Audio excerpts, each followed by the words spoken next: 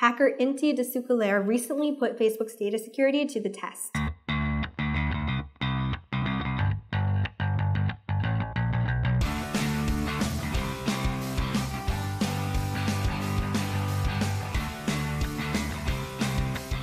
Hey, this is Chia from Brand24. Welcome to the Social Recap, a rundown of all the latest highlights and trends from social media and digital marketing news.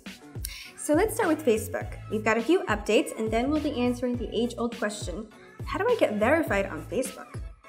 So the first update is that Facebook is making all the ads that your page is running visible to its users.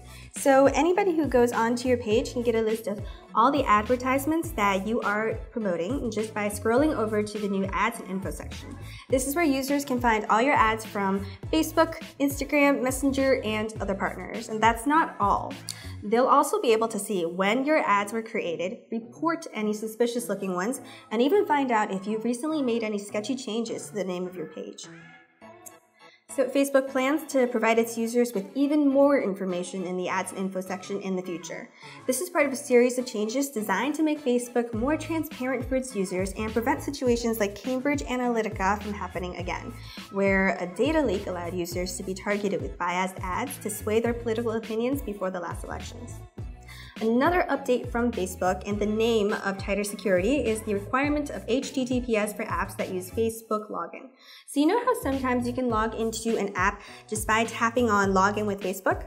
Starting October, these apps will be required to switch to HTTPS. This helps protect information transmitted online and protect user security.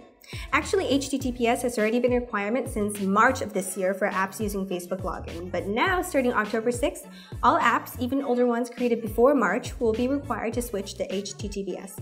Developers have a couple months to test all their apps to make sure that everything will run smoothly in HTTPS. Now, despite all the changes that Facebook has been implementing, some are still skeptical about how secure their data is on the platform. Hacker Inti de Ceukelaire recently put Facebook's data security to the test. So since quiz apps were how firms like Cambridge Analytica were getting their hands on user data, this is where Inti started. He took a popular quiz on Facebook. It was actually, which Disney princess are you, which is distributed by nametest.com. And then he used his hacker skills to follow the data trail from the quiz to expose vulnerability in JavaScript. Because JavaScript is pretty easy to access, at least for hackers, he was able to get a hold of his own private data just by taking that quiz on Facebook. Even though Facebook is actively reviewing all third-party apps, including quiz apps, for possible security breaches, it looks like they still have their work cut out for them. And yet, one of the most popular questions among Facebook users is how to get verified. Now, what does it even mean to be verified on Facebook? Well, if you have that little blue check mark next to your name, you're officially a public interest, and this is your real profile. In other words, for better or worse, you're kind of a big deal in social media, and you're so well known, you need a blue check mark to verify that you're real. You are who you say you are and not just some imposter. So how do you get verified on Facebook? There are 3 basic steps. First, see if you're eligible, and don't pay anyone to get you verified. That's not a real shortcut, and you will get ripped off. Getting verified on your own is doable, but the truth is, it just doesn't apply to everyone. You need to be a source of authentic public interest. If you generate a decent level of public interest, the second step is to make sure your profile is complete. The requirements are listed in Facebook's guidelines, but things like having a cover photo, profile pic, a valid username, and fresh content coming from your account, these are no-brainers. And once you've gone down the list, the third step is to fill out the application. You're going to need a copy of your government-issued photo ID like a passport or driver's license and have a good reason as to why you should be verified. If you're not a famous actor, politician, or athlete and you're trying to get verified as something that's kind of vague, like a public figure, include as many relevant URLs like websites or articles about you so you can show them how much interest you've already generated from the public.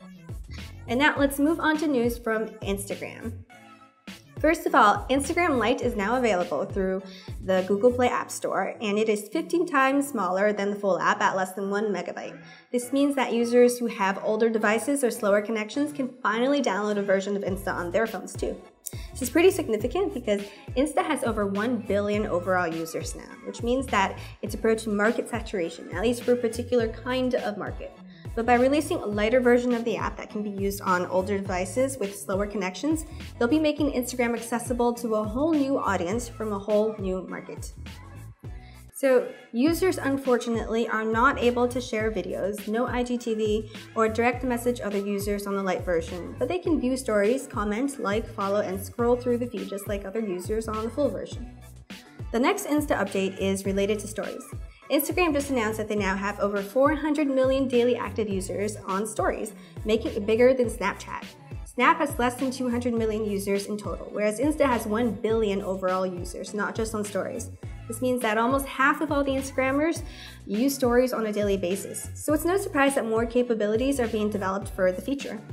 Enter Instagram Stories music stickers. By adding a music sticker to a story, Instagrammers can basically create a soundtrack that will play when someone watches their story.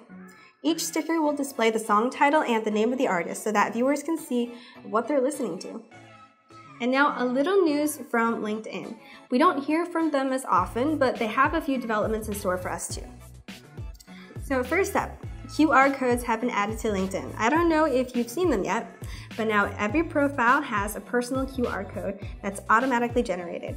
So whenever you meet a new business connection, instead of asking for a business card or asking them how to spell their name, you can just scan their QR code and connect with them on LinkedIn. Plus, translations for foreign language posts in your feed are also a new part of LinkedIn. With this feature update, when you scroll through your feed and come across a post that's written in a language that you don't understand, you can just click on See Translation to view the post in your language. Right now, more than 60 different languages are supported, and they're working on expanding the list. So that's it for this episode of the Social Recap. Don't miss out on the latest trends and highlights in social media and digital marketing news. Subscribe to the Social Recap on YouTube for more inspiration, insights, and of course, news. Thanks for tuning in, and I'll see you next time. Bye.